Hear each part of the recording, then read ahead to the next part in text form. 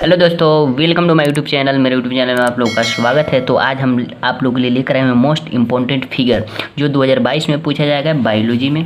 तो आप देख सकते हैं यहाँ पे, हाँ, 1 नंबर फिगर है मेरा, female reproductive system. Female reproductive system आपको देखिए 5 नंबर में भी पूछा जाता है और 2 नंबर में पूछा जाता है। ठीक है, अगर 2 नंबर में पूछा जाए तो सिर्फ इसका क्या करेंगे, इसका सिर्फ फिगर बना देंगे।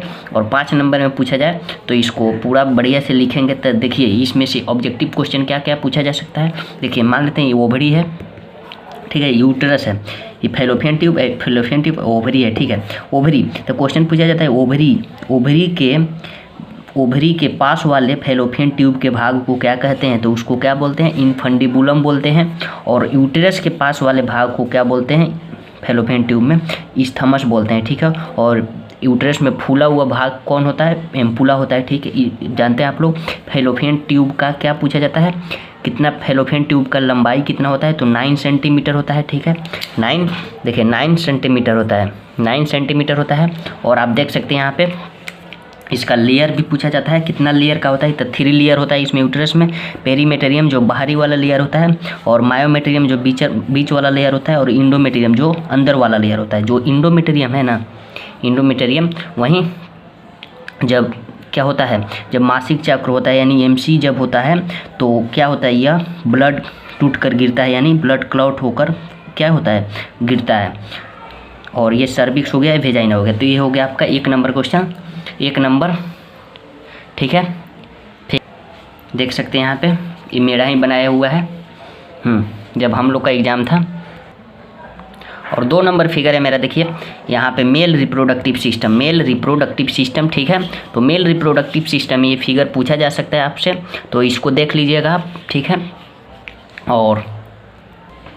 और देखिए यहाँ पे आपको 3 नंबर क्वेश्चन पूछा जा सकता है, फिगर स्ट्रक्चर ऑफ स्पर्म का स्ट्रक्चर पूछा जा सकता है। तो यहाँ देख सकते हैं स्पर्म का स्ट्रक्चर है, यहाँ प्लाज्मा मेम्ब्रेन, एक्रोसोम, ये सब आप लोग देख सकते हैं। और देखिए यहाँ पे और दूसरा पूछा जा सकता है कौन, यहाँ पे ओवरी पूछा जा सकता है, ओवरी का फिगर। ठीक है, और तीसरा पूछा जा सकता है आपको ह्यूमन ओवम का, यानी ओवम का पूछा जा सकता है। ठीक है, और आपको पूछा जा सकता है मैच्योर्ड एम्ब्रायो यानी परिपक्व भ्रूण कोश का। तो यहाँ देख सकते हैं आप। और पूछा जा सकता है हेलिस ऑफ स्त्रीकेसर के अनुप्रस्थ काट में पराग नलिका के वृद्धि, तो यहाँ पूछा जा सकता है।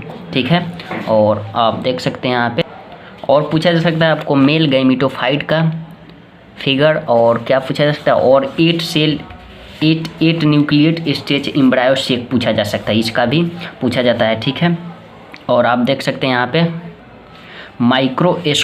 माइक्रोस्पोरेंजियम भी पूछा जा सकता है, मोस्ट इम्पॉर्टेंट है ये भी।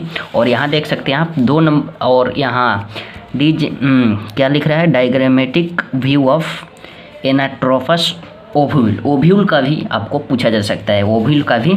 ठीक है, ओव्यूल का भी पूछा जा सकता है स्ट्रक्चर।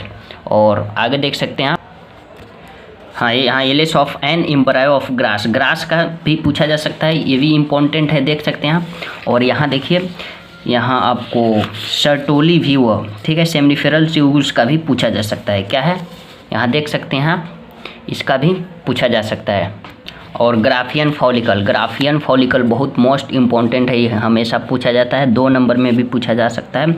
इससे क्या, ग्राफियन फॉलिकल का परिभाषा भी पूछा जा सकता है और फिगर भी पूछा जा सकता है। ठीक है, और यहाँ आप देख सकते हैं स्पर्मेटोजेनेसिस, यहाँ इसका भी पूछा जाता है। ठीक है, स्पर्मेटोजेनेसिस का सीक्वेंस भी पूछा जाता है। पहले क्या होता है, देखिए स्पर्मेटोगोनिया क्या करता है, माइटोसिस डिफरेंशिएशन करता है। उसके बाद प्राइमरी स्पर्मेटोसाइट्स, ठीक है, primary spermatocytes first meiotic division करता है। उसके बाद second spermatocytes, secondary spermatocyte second meiotic division करता है। उसके बाद क्या बनता है, स्पर्मेटिड्स बनता है। उसके बाद उसका डिफरेंशिएशन होता है, तो क्या बनता है, स्पर्मेटोजोआ, यानी स्पर्मेटोजोआ से स्पर्म बनता है, यानी शुक्राणु बनता है। तो ये देख सकते हैं आप। ठीक है, और आपको और फिगर बता रहे हैं। और लास्ट फिगर देख सकते हैं यहाँ पे आपको ऊजेनेसिस का भी पूछा जा सकता है। ठीक है, ऊजेनेसिस का फिगर है, ऊगोनिया माइटोसिस डिफरेंशिएशन करता है तो प्राइमरी oocytes बनाता है, अंडक बनाता है, यानी उसके बाद क्या करता है, फर्स्ट मियोटिक डिवीजन करता है, कंप्लीट पेरियर ऑफ ओवुलेशन करता है तो सेकेंडरी oocytes बनाता है, सेकेंडरी oocyte के बाद क्या बनता है, ओवम बनता है। और लास्ट पूछा जा सकता है रिप्लिकेटिंग फ्रॉक यानी प्राकृतिक दिवसा, ठीक है।